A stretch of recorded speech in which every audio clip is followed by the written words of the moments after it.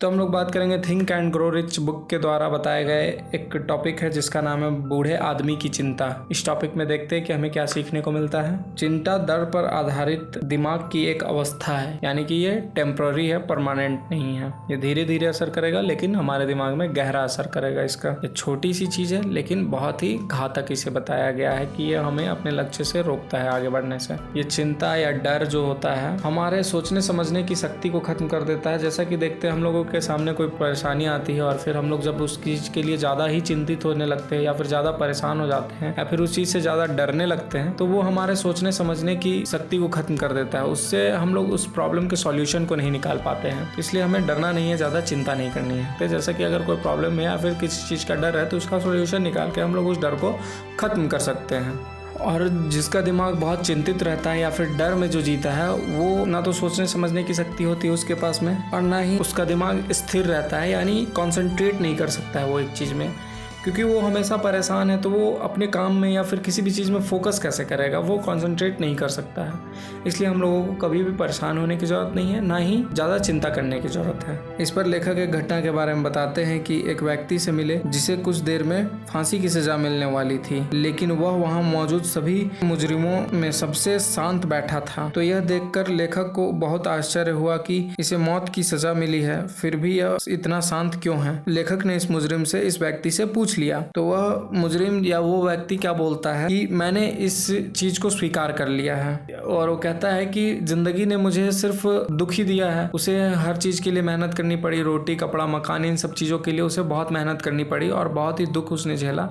इसलिए वो कहता है कि मौत जो मिलेगी तो मैं शांति से रह पाऊंगा और मौत से मेरे सारे दुख दूर हो जाएंगे। और उसने उस फांसी की सजा को स्वीकार कर लिया था। इसलिए कहते हैं कि इसलिए वो व्यक्ति सबसे शांत बैठा था और जो भी उसे सजा मिलने वाली थी, फांसी की सजा, उसे उसने स्वीकार कर लिया था। तो इस घटना से लेखक हमें ये बताना चाह रहे हैं कि जब हम लोग किसी भी निर्णय को स्वीकार कर लेते हैं या फिर किसी चीज को चुन लेते हैं, किसी काम को चुन लिए या फिर किसी भी निर्णय को स्वीकार कर लिए, तब हम लोग के दिमाग से डर और चिंता ये दोनों खत्म हो जाती है। डर और चिंता नहीं होगा तो हम लोग अपना काम बहुत ही तेजी से और बहुत एकाग्र होकर, पूरे फोकस के साथ कंसंट्रेट होकर के जब अपना काम करेंगे तो वो काम बहुत ही अच्छे तरीके से होगा और अब हम लोग जितना चाहते हैं उतना पैसा कमा लेंगे। और जब हम ये जान लेते हैं कि किसी भी परेशानी को चिंता या डर से खत्म नहीं किया जा सकता तो यह निर्णय हमें मन की शांति और खुशी देता है। परेशानी को चिंता या डर से खत्म नहीं कर सकते, उस पर उसके प्रॉब्लम के सॉल्यूशन निकाल कर ही खत्म किया जा सकता है। तो जब हम लोग ये चीज मान लेते हैं कि कोई प्रॉब्लम आया तो उस चीज से हमें चिंता नहीं करना है, डरना नहीं है, बस उसके सॉल्यूशन पर जब हम लोग काम करते हैं तो हमारा दिमाग शांत होता है और हम लोग खुशी से जिंदगी जीते हैं। यह हमारे दिमाग को खुशी देता है,